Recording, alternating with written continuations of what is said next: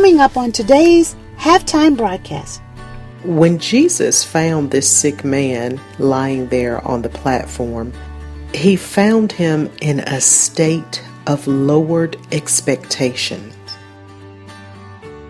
He continued in this non-productive religious ritual for 38 years. Because of this time of preparation, 38 years, no man was able to take credit for the miracle that had taken place. And now, today's Bible teaching with executive strategist Toni Emehel.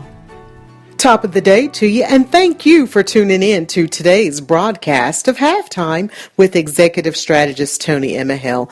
I'm very excited about the topic of discussion for today. Join me in a reading of John chapter 5, verses 1 through 16. This is a very lengthy passage of scripture, but I think it's so applicable to what we oftentimes deal with in our lives today.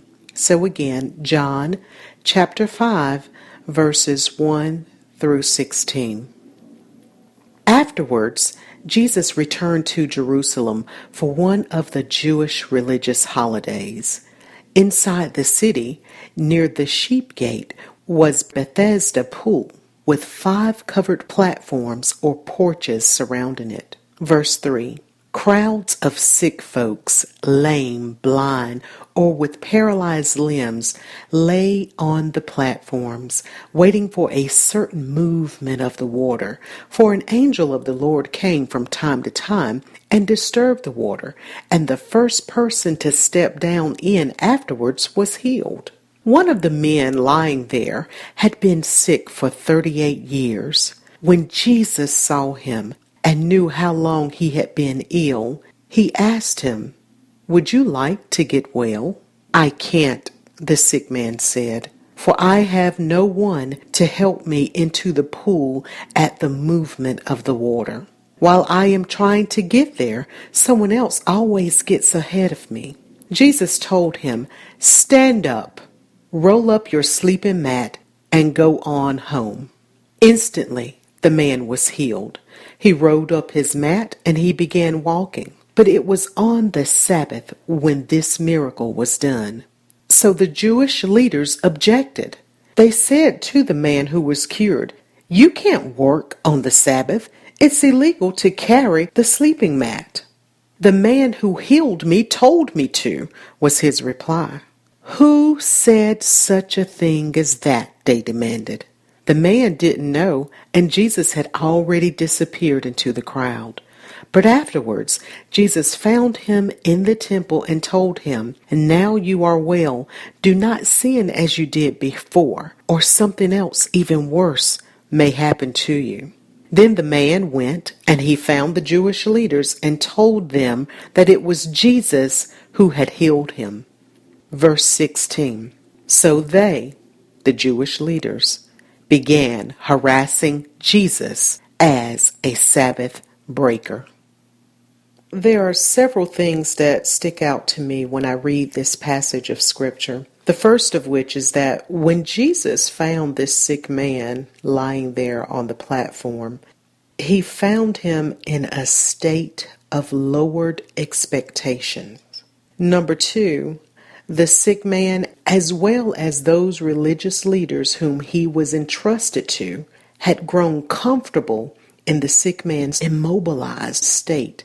Number 3, because the leaders that were entrusted to oversee, to shepherd, to prepare, to facilitate this man's healing, to supervise his healing, to supervise others that were there at the pool. The scripture clearly says that there were some religious Jewish leaders that were there apparently governing that environment. So because those who were governing that environment were found derelict in their duties, Jesus had to step in and perform a miracle. After 38 years, Jesus had to step in because those who were entrusted to do chose not to do. Number 4, Even though the sick man had developed a lower expectation in the love, care, and attentiveness and those around him, he continued in this non-productive religious ritual for 38 years. He stayed faithful to the process. He stayed faithful to the promises of God. So yes, it was 38 years. He remained faithful, but what that also shows us is that though his expectation of those around him had dwindled, he still remained faithful to the power of God. Number 5, the sick man had more faith in an outsider than he did those who stepped over him day after day, passed over him, ignored him year after year after year. Number 6, it was during this time of isolation. Can you imagine being in an environment where people constantly step over you, pass by you? When opportunities come, they harp on them and leave you in your immobilized or crippled state. Can you imagine how isolated he must have felt? I can only imagine that he felt like everybody else around me can get help down into this pool, but nobody will help me. But it was during this time of isolation that Jesus had time to prepare this man in his mind and in his heart to receive the miracle that was to come. So isolation is never a bad thing when you frame it in the proper framework and when you have faith in God to do what only God can do. So he was prepped. And when the blessings came through an outsider, when they asked him who was responsible for him being in an improved and mobilized state, he said a man came, and he didn't know who the man was until Jesus later revealed himself. But had he been closed off to the power of the one who was sent to him, who he had no knowledge of, his mind had to be prepared to receive a blessing from someone other than those whom he was surrounded with. And finally, number 7, because of this time of preparation, 38 years of God mentally and spiritually, emotionally and psychologically preparing this man, no man was able to take credit for the miracle that had taken place there on that day at Bethesda. No man could take the credit. When the question was asked, who, there was not a man's name that this sick man could put in his mouth other than Jesus. What a powerful passage of scripture. Always know that wherever God has you, never shut yourself off to the promises of God because of the actions, the behaviors, and the practices of those around you.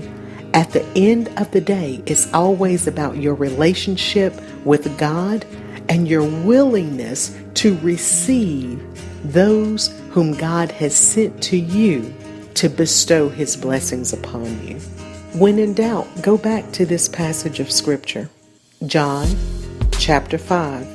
Verses 1 through 16.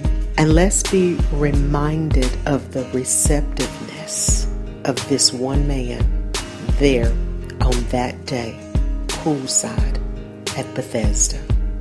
You are listening to Halftime with executive strategist Toni Emehel. Today's broadcast has been brought to you by Next Level Plus Project Management and Business Consultants. Learn more about how Next Level Plus can help you solve the right problems and seize the right opportunities by calling 704-780-2997 or visit their website at nextlevelplus.org.